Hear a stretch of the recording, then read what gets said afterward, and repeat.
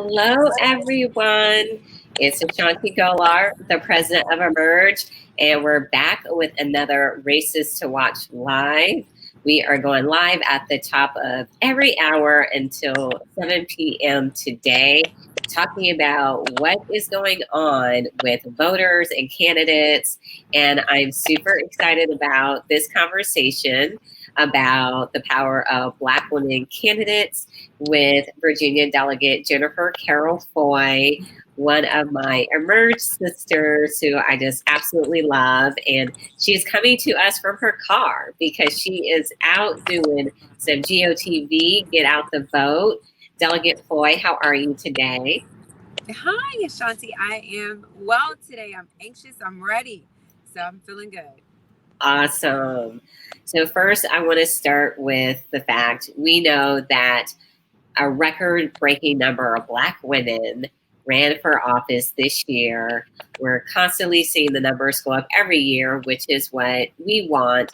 So from our Emerge sister, Lucy McBath, who's running for re-election to Congress in Georgia 6, to Joyce Elliott, who's running in Arkansas, there's just fabulous women up and down the ballot. Who are some of the women that you're watching today that you're excited about? Yeah, so you named one of my favorites, Lucy McBath. I'll never forget being in DC and walking, and I saw her, and she was walking by herself, and I couldn't believe it was her. And we came into close proximity, and she just opened her arms and she hugged me, and she didn't know me from anyone. And she looked at me and she said, "You have a beautiful day." And I fell in love, and I thought that is such a genuine, authentic person. I'm willing to move mountains to make sure that she wins her race because she is deserving. She is powerful and dynamic and fantastic, and we need her in DC. Yes, and that is such a Lucy story. That is totally her, just so loving and opening her arms. And I also want to talk about just moving a little bit forward, like next year. We know that there's going to be some important races. In our last interview, I was saying how people joke, "Oh, Shanti, aren't you excited for 2021 when you'll get a break?" And I'm like, that's cute. So we don't have breaks here at Emerge. There are elections every year, and there's some big elections in Virginia. And you are running for governor. You would be the first woman governor of Virginia, the first Black woman governor in the country. So tell us a little bit about your journey, because it's also important to talk about how you're a delegate now and you're running for higher office, and the fact that when we have Black women in office, we want to see them advance. And that is central to us expanding Black women's political power. Absolutely. Yes. So thank you for that question, because right after today, we move on to 2021, where we have an opportunity to elect the first Black woman governor in the history of our country. And what a great referendum on the largest global social justice movement we have ever seen. What a great referendum, beating back all of the hatred and bigotry and racism and sexism that we just encountered, from the federal failure and from the current occupant of the White House. I mean, I just think that it's a perfect exclamation point for us to be able to successfully get this done. And so I ran for office in 2017, the House of Delegates. I can tell you that I would not have won if it wasn't for the amazing help of Emerge. I had no money. I was pregnant with twins.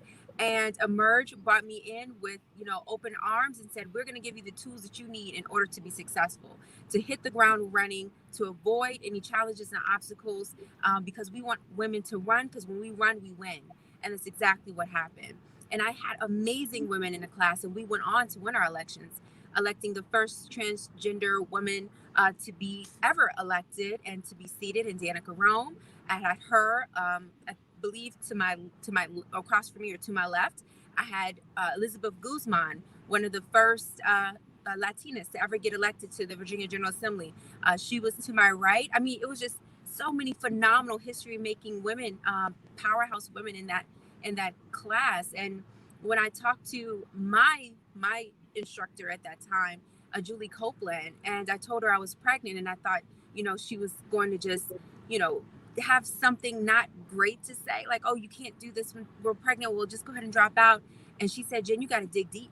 You got to work hard. And, it's up to you if you want to tell people. But I told no when I was pregnant, because Emerge gave me what I needed in order to win. And I didn't want people to focus on if I could do it, if I should do it. I wanted them to hear my passion, my policies, and what I had to offer. And so while pregnant with twins, flipping a seat from red to blue, with an opponent who outraised me 4-1 and had every major legislator's endorsement in my area, because I had Team Emerge on my side, my sister's support, and all the things that I needed to do, even though I would be outraised, I knew I would never be outworked. And as Emerge said, that's the most important thing. And we went on to win that race. And then I became a delegate, which I am now, passing the resolution to help enshrine women's equality into the United States Constitution with the ERA. Helping to help veterans open small businesses, to expand broadband to rural and Southwest Virginia, and passing a bill last session to end pregnancy discrimination in Virginia.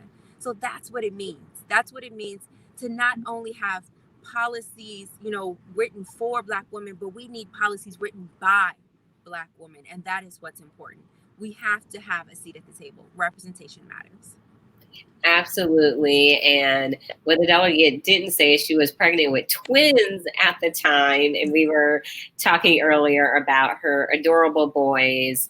And I love telling your story, the other story of Emerge alums who were pregnant when running for office and campaigning, when pregnant in elected office, because that type of representation does matter, because women are told all the time that you can't do this if you're about to start a family. You can't do this if you have a family. They just basically like to tell us if you have a family, you shouldn't do it. If you don't have a family, what's wrong with you? Like, why can't you get a partner? There's always something. But when you're talking about the other women that you serve with, what we're really seeing is so many women just moving from being voters to wanting to be in these prominent roles, particularly with Black women wanting to have their voice at the table. So what do you think are some of the reasons? You talked about your story, but what are you hearing from all of these other Black women candidates in particular that you support? Yeah, I think that we're hearing that now is our time.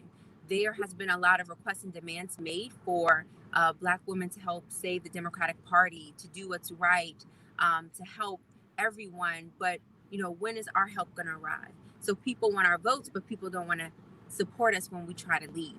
And that's important, because when you have Black women on the ballot and Black women who are, where all the decisions are being made, then you have things such as the Crown Act that we passed here in Virginia, ending hair discrimination so we can't be fired for our natural hair, textures and styles. A bill that I passed to end Black girls' school push-out, where little Black girls were told to leave school and not come back until they take out their braids, locks, and take off their head wraps. Bill that I passed to reduce the Black maternal mortality rate, where because of the amount of melanin in our skin, because of how we naturally appear in the world, we are 3 times more likely to die during childbirth and postpartum because of bias. So making doulas covered by Medicaid so we can get the culturally competent care that we deserve. Making breast milk covered by insurance. Championing paid family medical leave. So we want these policies. We need these policies because we have not yet reached our full possibilities and potentials. And that can happen until we address the historical and systemic inequities on our education, environment, our healthcare systems, in our economy, so that way we can all have an opportunity to thrive. Because too often our communities have been marginalized, ignored, neglected, and left behind. And that ends today. So you see so many women of color, especially Black women, running because, in the words of Fannie Lou Hamer, we are sick and tired of being sick and tired. So we will no longer carry the bags and the weight. We're going to be leading from the front. We will be the head and no longer the tail. We will not take no for an answer. We are all in this thing. So I am excited to see women stepping up across the board. I think it is contagious, the energy and the excitement and how we're galvanizing in a real way. And I think we're just the tip of the iceberg. We're just getting started. I agree. Mignon Moore, she sent us out an email this morning to our listserv quoting Fannie Lou Hamer and her just saying that this has been going on for 100 years, but I'm here and I'm not going anywhere. And it was a rallying cry that I needed at 6 a.m. this morning because it's such a long day, such an important day. And you hit on the barriers that women face, particularly Black women face, when it comes to fundraising. We know that women in general will heavily get outspent. Black women in particular, super, super, super outspent. What are some of the ways that the people listening can support Black women candidates and start to help alleviate some of those barriers just for entry into politics, not even just for elected seats, but boards, commissions, state party offices? It runs the gamut when we're talking about Black women's elected leadership. Absolutely. So there are a number of things that you can do. Number one, you can contribute, donate, and support wonderful organizations like Emerge. I can tell you that Emerge gave us a free boot camp. Many of us are, almost all of us are working class. I was a public defender. Elizabeth Guzman was a social worker. Kathy Tran was a stay-at-home mom. We couldn't afford hundreds, if not thousands of dollars because we poured our everything into these campaigns. So supporting organizations like Emerge to give women, especially women of color, the tools that we need in order to be successful. That's step number one. That's how your money goes far because they will put it directly where the need is and for this specific effort. And then number two, find candidates who are principled, who believe in your policies, who will fight and be unwavering and help them get in positions of power. And so I can tell you for this candidate, you can go to jennifercarrollfoy.org. There's a really clear donate button. Just push it. We accept PayPal, credit cards, everything. So those are just some of the things that you can do because if we're on the cusp of making history, not only here in Virginia, but across, the country. You see women running for Congress in historic numbers, for local races in historic numbers. And that's what we have to do. We have to support one another. We need women helping women. That's what it's about. And then third, if you don't want to be a candidate yourself and run for office, which I will definitely always support and encourage, then help us recruit other fantastic people. One of the things that we were told in Emerge is that, women have to be asked an average of 6 times to run for office, where men have to be asked not to. That is the difference. And so we could be the most qualified, competent person in the room, but we will always find reasons to not do it because when women are running and Black women are running, we are oftentimes the exception and not the rule. And so once we start seeing more women lead in courthouses and state houses and Congress, then people may want to invest more in us because we're not potentially seen as a risk, right? It's like, oh, these women can run, they can win, they can be in these positions of power and do fantastic things. You see, Lucy McBath, and you see Congresswoman Ayanna Presley and Lauren Underwood and all of these wonderful women, just making us so proud and setting the standard of what we can do and where we can be. Not when we're allowed, because we're not asking anyone for permission, but when we step up and we are supported in a real way. So, yes. And y'all see, we hit you with the website address for jennifercarrollfoy.com.